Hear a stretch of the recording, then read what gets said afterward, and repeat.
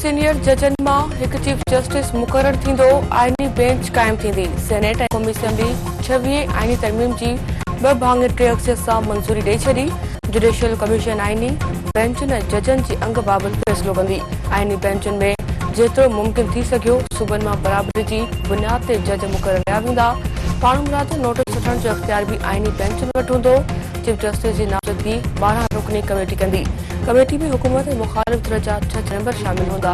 3 senior तरीन जजनि मां हिक चीफ जस्टिस मुक़ररु कयो वेंदो।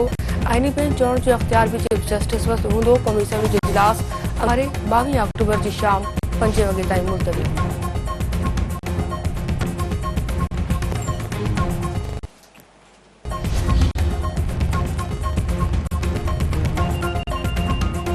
वज़ीर आज़म शहबाज शरीफ़ चयो आहे त अॼु तारीख़ी ॾींहुं आहे। आइन में 26 तरमीम कई वई आहे। अॼु हिकु नओं सिज उभरंदो जंहिंसां सॼे मुल्क में रोशनी थींदी। हाणे मनपसंद फ़ैसिलनि जो ख़ात्मो ईंदो। तइ थी वियो आहे त पार्लियामेंट सुप्रीम आहे। हीउ सिर्फ़ तरमीम न पर क़ौमी यकजहती जो ज़बरदस्त मिसाल आहे। अॼु शहीद बेनज़ीर भुट्टो ऐं नवाज़ शरीफ़ जो अणपूरो ख़्वाब मुकमल थी वियो। बिलावल भुट्टो ज़रदारी तरमीम जे लाइ दिलि सां महिनत ऐं कोशिश कई। मौलाना फज़ल रहमान जो बि थोराइतो आहे।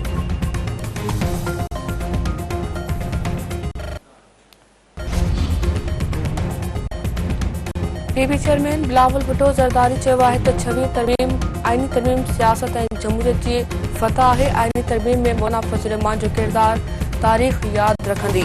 तारीख़ साबित कंदी त आईनी तरमीम अवाम जे हक़ में आहे। सियासतदान जो कमु दुरुस्त वक़्त ते सही फ़ैसिला करणु आहे। हिकु जज केस आसफा खे अहिड़ो इंसाफ़ ॾिनो जेको केरु नथो ॾेई सघे।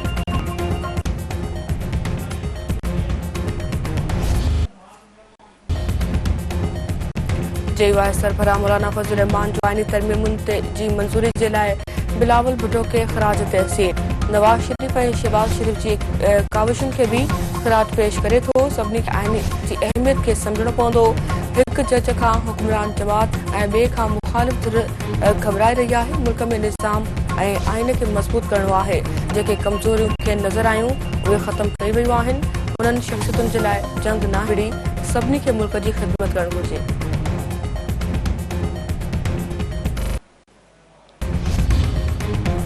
छवीं तरमीम जो मक़सद ऐवान जे वक़ार ऐं अज़मत खे बहाल करणु आहे। सियासतदाननि वॾियूं कुर्बानियूं ॾिनियूं आहिनि। मुल्क जी अदलिया सियासी अदलिया बणिजी वई आहे। जस्टिस काज़ी फ़ाइज़ साहब वाहिद आहे जंहिं अदलिया जी इज़त बहाल कई। हू बाइज़त तरीक़े सां रिटायर थी वियो आहे। नवाज़ शरीफ़ जहिड़ी तरह नाहिल थियो उन खां सॼी दुनिया वाक़िफ़ आहे। बचाव वज़ीर ख़्वाजा आसिफ़ जो क़ौमी असेंबली इजलास खे ख़िताब।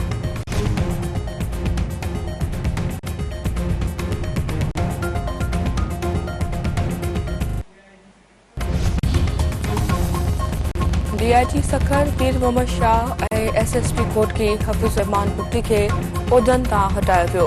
पीर मोहम्मद शाह खे service general administration and coordination department ऐं हफ़ीज़ रहमान बुट्टी खे सेंट्रल पुलिस ऑफिस रिपोर्ट करण जी हिदायत। कोटकी जी इज़ाफ़ी चार्ज SSP खैरपुर समीउल्लाह सुमरो हवाले। DIG पीर मोहम्मद शाह तरफ़ां लिखियल ख़त जी जांच कमेटी क़ाइमु। Additional IG CTD Imran Yaqoob Minhas के कमेटी जो सरबराह मुक़ररु।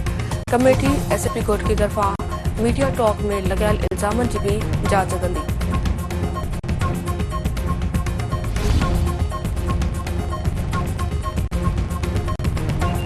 ऐं ग़ज़ा में अलक़साम ब्रिगेड वेढ़ाकनि हथां इसराइली फ़ौज जो कर्नल मारिजी वियो। इसराइली फ़ौज तर्जुमान पारां तस्दीक़। इसराइली मीडिया मूजिबि मारिजी वियल कर्नल एहसान दक्सा 401 आम ब्रिगेड जो सरबराह हो। काबिज़ सिहरनी फ़ौज जी ग़ज़ा ते हथें ख़ाली फ़लस्तीनी हमला।